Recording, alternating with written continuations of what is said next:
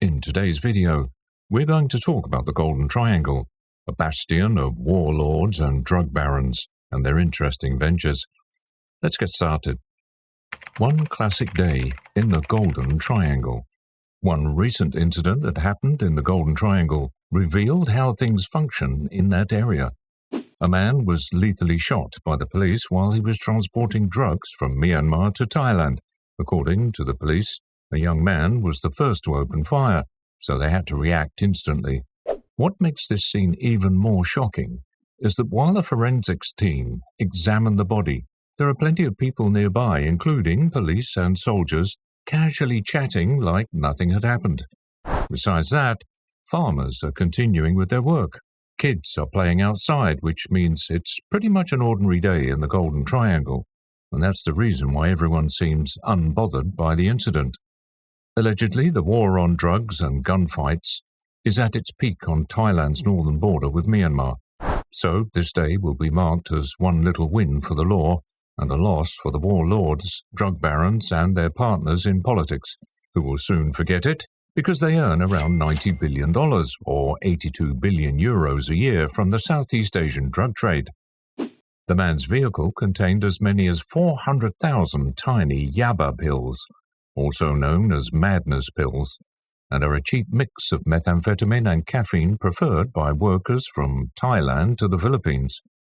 A WY stamp is placed on the pills, and it refers to the United WA Army that manufactures them, and that is not controlled by Myanmar's ruling junta. Longest-running civil war and drug path. The world's longest-running civil war refers to the battlefield between ethnic armed organizations and the country's military that lasted for over 70 years. Warlords financed them by producing narcotics in collaboration with transnational organized crime syndicates, and all of it in Myanmar's northeastern Shan state. Nothing has changed since 1948, when the country won its independence from British rule, except for the products. The famous opium fields have been replaced with even more profitable so-called ice factories. High-grade crystal methamphetamine is intended for transport to a more profitable market, such as Australia, for example. It's estimated that almost 70% of the methamphetamine found on the streets of Australia is produced in Myanmar, although things are not as easy as they sound at first. The precursors of the finished product usually come from China, shipped from legitimate chemical factories in large quantities every year. There are more than 200 casinos across Myanmar, Cambodia, and Laos that have emerged over the past decade. Most of them serve for laundering the cash that was raised by drug sales. Afterwards, the drugs are shipped to Australia using a sophisticated logistics network. The Golden Triangle, Myanmar. The Golden Triangle is the place where the three countries meet, and they are Myanmar, Thailand, and Laos. Ideal geographical positions, political interests, and unofficial support from some governments are what make this meeting point of three countries a safe ground for crime and drug trade. When it comes to Myanmar, there's a police checkpoint near Myanmar's old royal capital, Mandalay. The police use a mobile X-ray scanner to look for anything illegal from trucks and cars that pass by. The unit was able to intercept vast amounts of narcotics since it was placed there. The checkpoint has been a target for the militia. The militia struck the police unit with a rocket launcher, and afterwards the two units engaged in a close combat battle. Eventually, the militia managed to eliminate many police officers and soldiers as well. Australian and Myanmar police joined forces in order to officially put an end to drug trade-related criminal activities. The two countries have been cooperating for almost 2 decades, but for the last 4 years were exceptionally successful when it comes to the seizure of drugs. Allegedly, they managed to confiscate as many as 22 tons, 48,500 pounds, of narcotics, as well as 680 tons of precursor chemicals. According to the Australian Federal Police Liaison Officer Jared Taggart, the joint effort of the two countries resulted in preventing $2 billion worth, or 1.824 billion euros worth of drugs from coming to the streets of Australia. Although this is a fascinating result, Australians still spend over $8.6 billion or 7.84 billion euros on 11 tons of meth in 2019, which is worrying data. The United WA State Army Organisation and Activities. The basic ingredients of methamphetamine are ephedrine and pseudoephedrine. The two ingredients need to be dissolved in a slush of solvents such as drain cleaners, phosphorus, sulfuric and hydrochloric acids.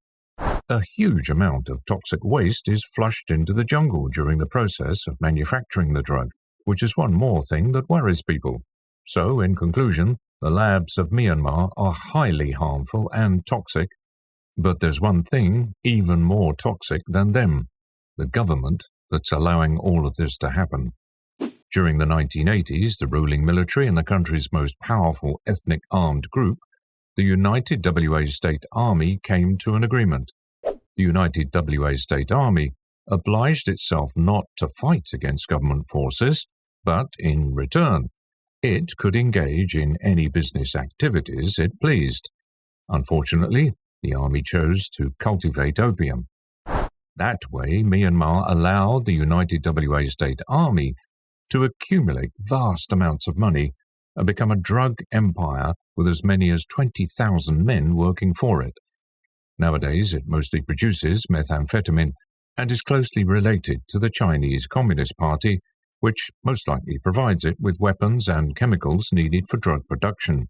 An international crisis group stated that the drug trade wouldn't be possible without high levels of corruption in China, Thailand and Laos. Besides that, the group pointed out the interesting fact that China has never intercepted these shipments crossing its border with Myanmar. Laos. The special economic zone of the Golden Triangle spreads out on the agricultural land on the Laos side of the Mekong River. Currently, that zone is a part of a project that's supposed to link Asia to Europe by land and sea.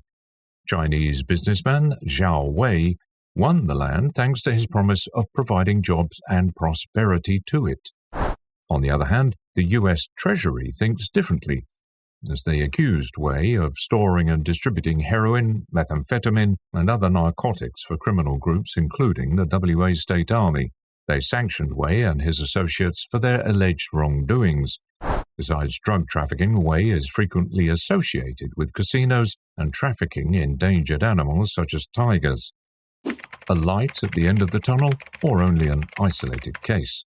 According to a young dealer who agreed to speak to the media wearing a mask, wealthy drug lords are untouchable and protected by their armies and will never face justice, unlike small fish like him.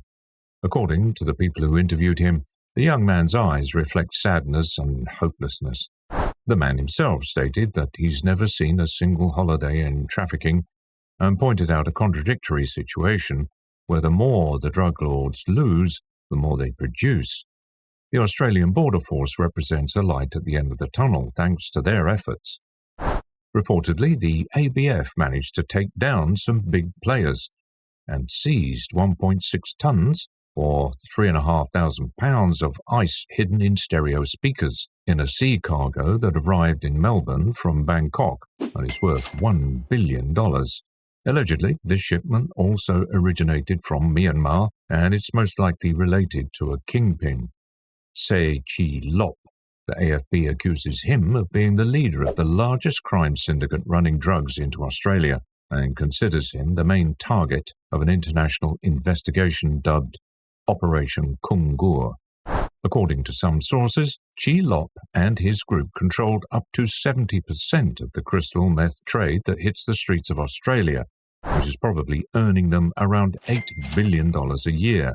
Se Chi Lop is now more dangerous than ever, because he doesn't have rival groups that used to limit him, because they've all joined his group by now. What made him even more dangerous and untouchable were his strong relations with investors and other business magnates, as well as governments. 5 of his closest associates are so rich that police came up with a name for them: the Billionaire Club.